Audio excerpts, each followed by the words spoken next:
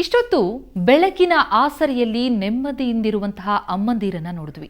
ಈಗ ಮಕ್ಕಳಿಂದ ಕುಟುಂಬದಿಂದ ದೂರಾಗಿ ದೂರದ ಕಾಶಿಯಲ್ಲಿ ಕುಳಿತು ದೇವರನ್ನ ಜಪಿಸುವಂತಹ ಅನಾಥ ಮಾತೆಯರನ್ನ ತೋರಿಸ್ತೀವಿ. ಈ ಮಾತೆಯರ ಪರಿಸ್ಥಿತಿ, ಅವರ ಮಾತುಗಳು ನಮ್ಮನ್ನ ಕೂಡ ಭಾವುಕರನ್ನಾಗಿ ಮಾಡಿಬಿಡುತ್ತವೆ. ಹಂಬಲಿಸಿದೆ ಮನ ಕಾಣದ ಕಡಲಿಗೆ, ಹಂಬಲಿಸಿದೆ ಮನ ಕಾಣಬಲ್ಲೆನೆ ಒಂದು ದಿನ, ಕಡಲನ್ನು ಕೂಡಬಲ್ಲೆನೆ ಒಂದು ದಿನ, ಕಾಣಬಲ್ಲೆನೆ ಒಂದು ದಿನ, ಕಡಲನ್ನು ಕೂಡಬಲ್ಲೆನೆ ಒಂದು ದಿನ.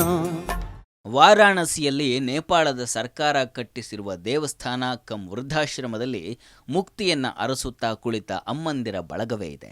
ಗಂಗವ್ವ ಗಂಗಾಮಾಯಿ ಮಮತೆಯ ಧಾರೆ, ಗುರಿರದೆ ಅಲೆವ ನನ್ನ ಮೂಲವ ತೋರೆ, ಯಾವುದೋ ದಡದಿಂದ ಕರೆಯುತ್ತಿದೆ ಅನುಬಂಧ, ಎಲ್ಲಿಯದೋ ಈ ಸೆಳೆತ.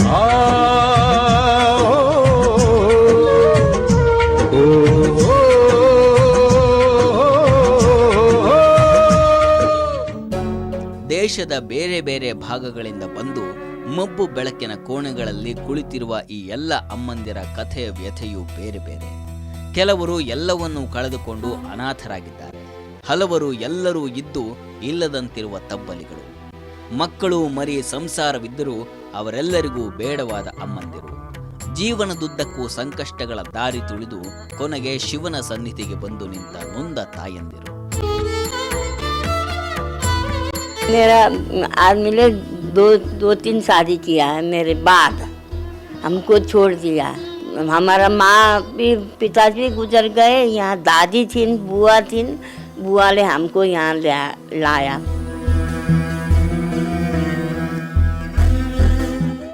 ತಮ್ಮ ಕುಟುಂಬ ಬಂಧು ಬಳಗದಿಂದ ದೂರಾಗಿ ಬಂದು ಕಾಶಿಯ ವೃದ್ಧಾಶ್ರಮದಲ್ಲಿರುವ ಈ ಅಮ್ಮಂದಿರು ನಗು ನಗುತ್ತಲೇ ತಮ್ಮ ಕಷ್ಟವನ್ನ ಹೇಳ್ಕೊಳ್ತಾರೆ. 10 साल में शादी करे, 20 साल में सुहावे.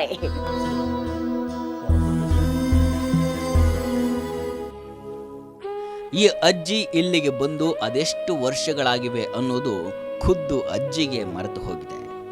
ಯಾರು ಬಂದರೂ ಆಕೆ ಮಾತನಾಡೋದಿಲ್ಲ. ಸಾವಿನ ಹೊರತಾಗಿ ಆಕೆಯ ಕಣ್ಣುಗಳಲ್ಲಿ ಬೇರೆ ಯಾವ ನಿರೀಕ್ಷೆಗಳು ಕಾಣಿಸೋದಿಲ್ಲ. ಮಕ್ಕಳು ಮೊಮ್ಮಕ್ಕಳ ನೆನಪು ಕೂಡ ಇವರಿಗಿಲ್ಲ. ಇವರಿಗೆ ಬೇಕಾಗಿರೋದು ಸಾವು ಮಾತ್ರ. ಮಾತನಾಡಿಸಿದ್ರೆ ಸಾಕು, ಈ ಅಮ್ಮಂದಿರ ದುಃಖ ಕಣ್ಣೀರಾಗಿ ಹರಿಯುತ್ತೆ.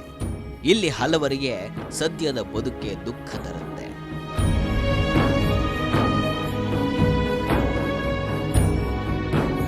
ನಮ್ಮ ದೇಶದಲ್ಲಿ ಹೀಗೆ ಅದೆಷ್ಟೋ ವೃದ್ಧಾಶ್ರಮಗಳಿವೆ. ದಿನದಿನಕ್ಕೂ ವೃದ್ಧಾಶ್ರಮಗಳಿಗೆ ಬರುವ ಅಮ್ಮಂದಿರ ಸಂಖ್ಯೆ ಕೂಡ ಜಾಸ್ತಿ ಆಗ್ತಾ ಇದೆ.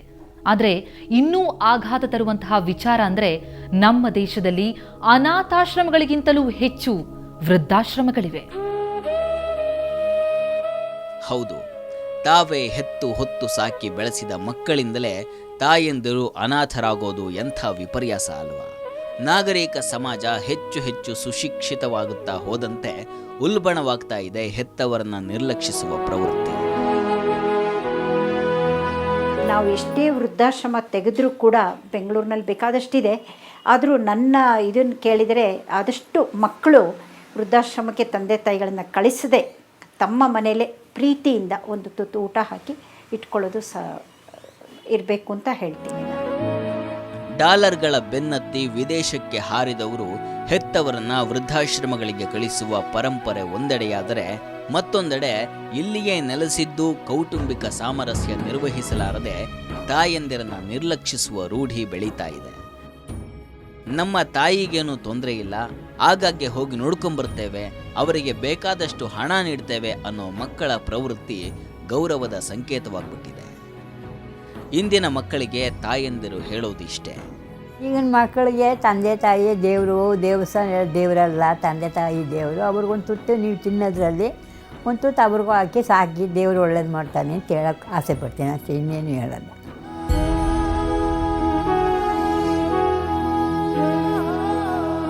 ತಾಯಿ ಈ ಪದಕ್ಕೆ ಅದೇನೋ ಶಕ್ತಿ ಇದೆ. ಪ್ರೀತಿಯುಣಿಸಿ ಜೋಪಾನ ಮಾಡಿ ನಮ್ಮನ್ನೆಲ್ಲ ದೊಡ್ಡವರನ್ನಾಗಿ ಮಾಡಿದಂತಹ ತಾಯಿ ಎಂದಿದ್ರು ಮಹಾತಾಯಿಯೇ. ತಾಯಿ ಪ್ರೀತಿಗೆ ಸಾಟಿ ತಾಯಿ ಮಾತ್ರ.